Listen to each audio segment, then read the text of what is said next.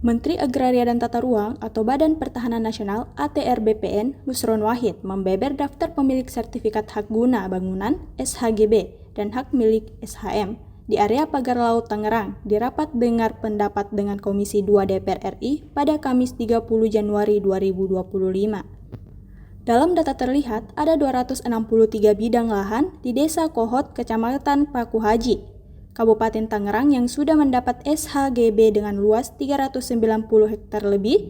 Kemudian, PT Cahaya Inti Sentosa atau PT CIS sebanyak 20 bidang dengan luas 35 hektar lebih. Sisanya dimiliki 8 orang, satu di antaranya memiliki 2 bidang seluas 2 hektar lebih. Sementara untuk SHM, ada 17 bidang dengan luas 22 hektar lebih. Dikatakan Nusron, Kementerian menganalisis dan mencocokkan dengan data spasial tematik.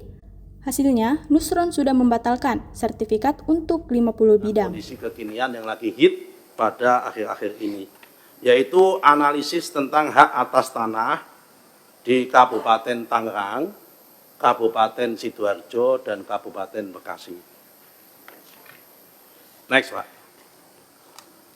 Untuk Kabupaten Tangerang, untuk Kelurahan Kohot, Kecamatan Paku Haji, dan Kabupaten Tangerang, yang rame di sepanjang pagar laut yang isunya 30 km itu, kami nanti akan sampaikan satu persatu.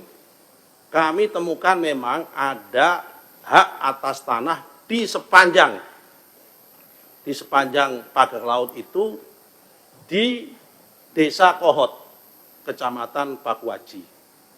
Nah, sepanjang peta itu, pagar laut itu, yang jaraknya 30 kilo, kalau di Desa Kohotnya saja, itu jaraknya antara sekitar 3,5 sampai 4 kilo. Yang di Desa Kohot saja. Itu terdapat 263 bidang hak guna bangunan dan 17 bidang hak milik. Hak guna bangunannya 263 itu kalau di total jumlahnya 390,798,7985 hektar. Kemudian hak miliknya 17 bidang 22,933,4 hektar.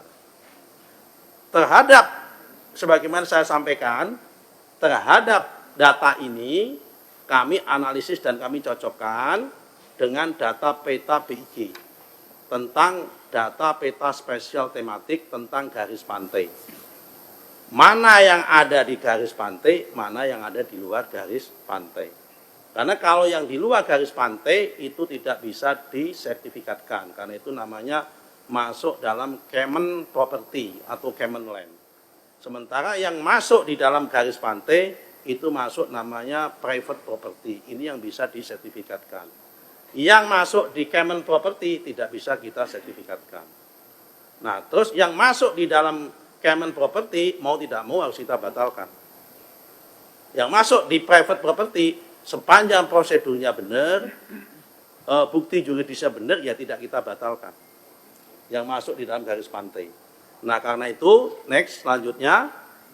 langkah selanjutnya adalah setelah kita cocokkan, ada yang kita batalkan. Ya kan, pembatalan hak atas tanah.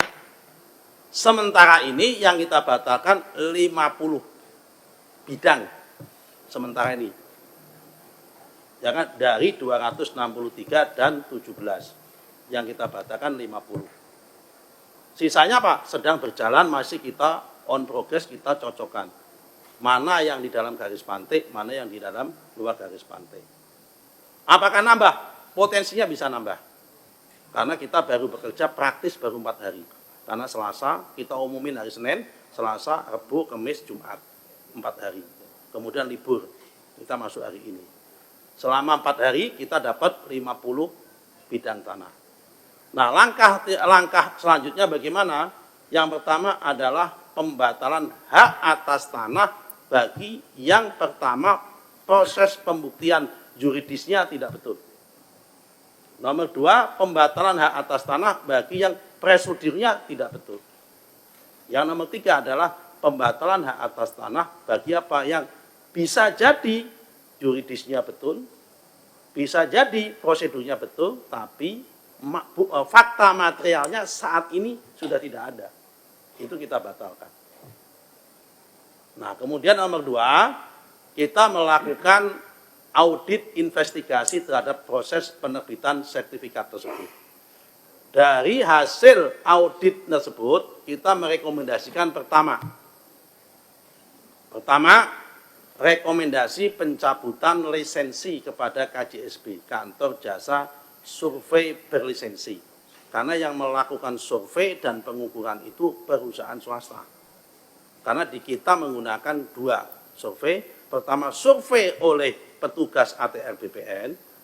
Yang kedua, bisa lewat jasa survei berlisensi, tapi disahkan oleh petugas ATR BPN. Nah, kemudian kita memberikan sanksi berat, pembebasan dan penghentian dari jabatannya pada mereka yang terlibat kepada 6 pegawai dan sanksi berat kepada 2 pegawai. Nah, nama-nama pegawainya siapa saja kami nggak bisa sebut, ya kan? Kami hanya sebut inisial. Yang pertama adalah JS, Kepala Kantor Pertanahan Kabupaten Tangerang pada masa itu. Kemudian SH, ex Kepala Seksi Penetapan Hak dan Pendaftaran. Kemudian ET, ex Kepala Seksi Survei dan Pemetaan. Kemudian WS, Ketua Panitia A. Kemudian YS, Ketua Panitia A. Kemudian NS, Panitia A. Kemudian LM, ex Kepala Survei dan Pemetaan setelah ET. Kemudian KA, ex PLT, Kepala Seksi Penetapan Hak dan Pendaftaran.